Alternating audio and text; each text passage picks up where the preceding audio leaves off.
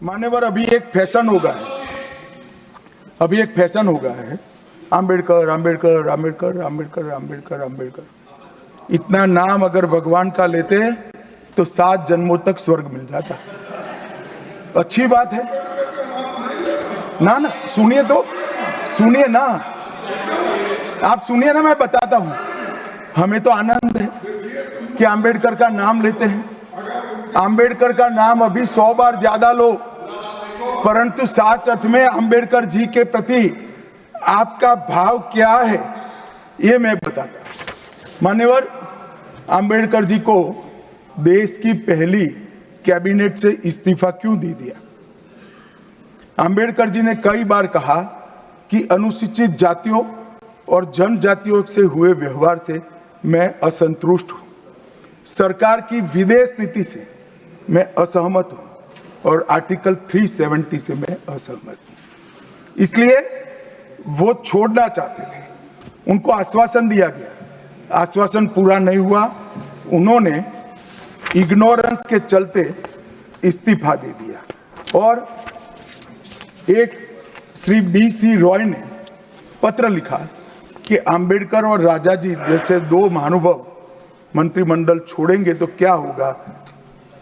तो नेहरू जी ने उनको जवाब में लिखा है, राजा जी के जाने से तो थोड़ा बहुत नुकसान होगा, आम्बेडकर के जाने से मंत्रिमंडल कमजोर नहीं होता है। मान्यवर, ये विचार जो खड़गे जी कह रहे हैं ना, क्या आपत्ति है?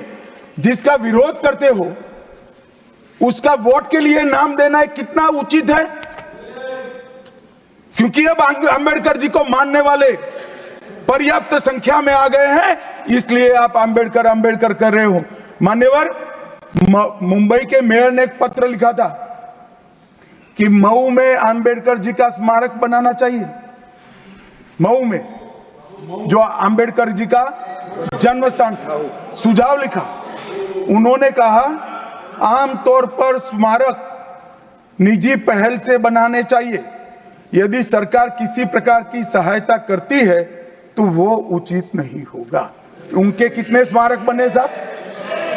कोई स्मारक आम्बेडकर जी का नहीं बना, देश भर में नहीं बना। आम्बेडकर जी के स्मारक कब बने? जब भारतीय जनता पार्टी सत्ता में आई, तब मऊ में डॉक्टर आम्बेडकर के जन्म स्थान पर स्मारक बना। लंदन में अध्ययन करते थे, वहां स्मारक बना।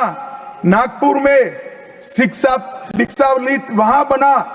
दिल्ली में महापरिनिर्वाण स्थल पर बना और मुंबई में चैत्य भूमि में भी बन रहा है। हमने 5 तीर्थ बनाए महामानव। और मैं मानता हूं,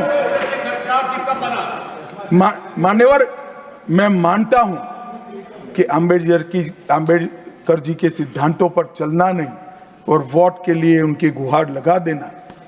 14 अप्रैल को राष्ट्रीय समरसता दिवस घोषित किया हमने।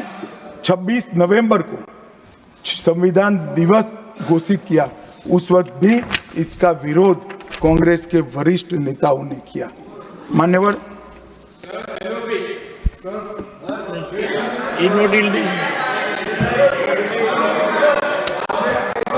मान्यवर,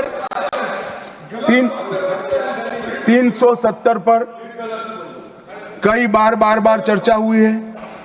मैं ज्यादा कहना नहीं चाहता। सब जानते हैं कि एक टेम्पररी प्रोविजन को अनौरत संतान की तरह अपनी गोदी में 70 साल तक कांग्रेस ने खिलाने का काम किया और 370 हटाने के लिए लोहे का जिगर चाहिए।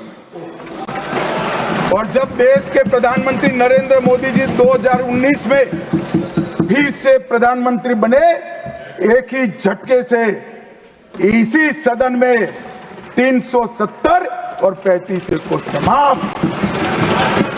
इसी सदन में कहते थे खून की नदियां बह जाएगी। खून की नदियां छोड़ो, कंकड़ चलाने की किसी की हिम्मत नहीं है। और मान्यवर, क्या हुआ? इसके बाद क्या हुआ?